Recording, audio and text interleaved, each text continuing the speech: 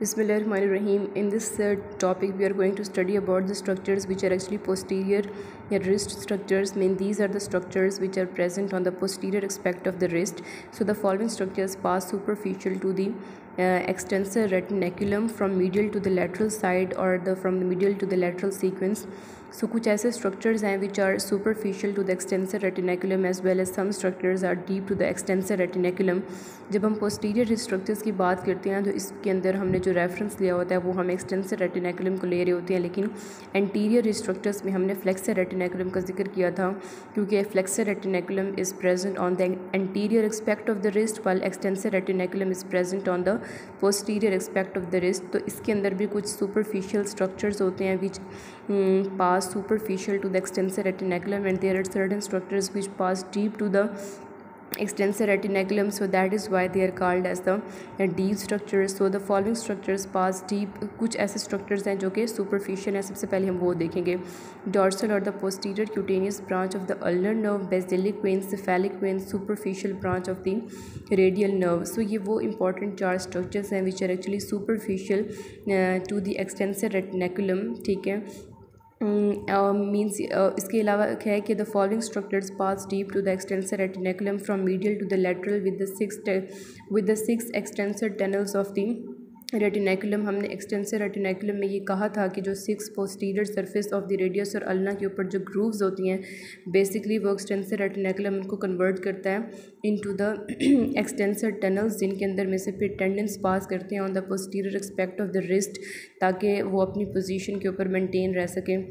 सो ये वो स्ट्रक्चर्स हैं which pass deep to the extensor retinaculum. पिछले वो स्ट्रक्चर्स थे जो कि basically superficial to the extensor retinaculum, जिसमें डॉर्सल और the posterior cutaneous branch of the ulnar nerve, basilic vein, cephalic vein, superficial branch of the radial nerve. सो ये वो structures हैं जो डीप अब हम स्टडी कर रहे हैं which are deep to the extensor retinaculum. Extensor carpi ulnaris tendon which grooves the posterior aspect of the head of the ulna. Extensor digiti minimi tendon situated posterior to the distal radio ulnar joint. Extensor digitorum and extensor indicis tendons sharing a common synovial sheath and situated on the lateral part of the posterior surface of the radius. Extensor pollicis longest tendon winding around the medial side of the dorsal tubercle of the radius. Extensor carpi radialis longus and extensor carpi radialis brevis tendons share a common synovial sheath and situated on the lateral part of the posterior surface of the radius.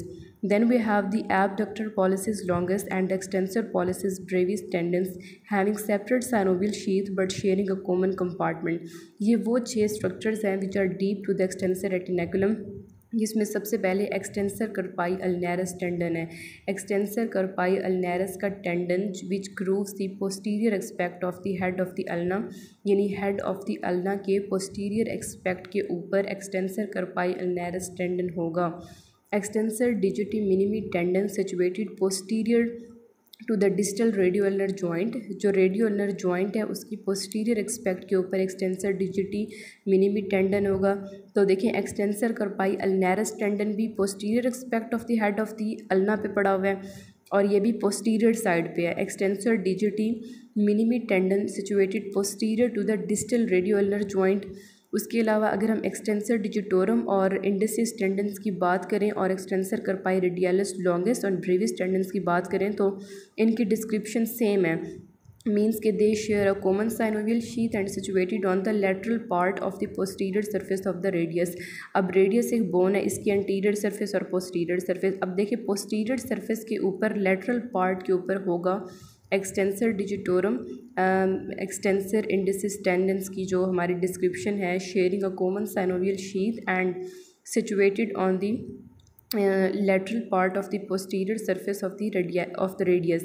Then we have the extensor pollicis longus tendon that is winding around the medial side of the dorsal tubercle of the radius, यानी कि dorsal tubercle of the radius की medial side के around जो है वो extensor pollicis longus tendon है. Then we have the extensor carpi radialis longus and the brevis tendons sharing a common synovial sheath, यानी third point का और जो सेकंड लास्ट पॉइंट है इनकी डिस्क्रिप्शन सेम है, means they share the common synovial sheath and situated on the lateral part of the posterior surface of the radius.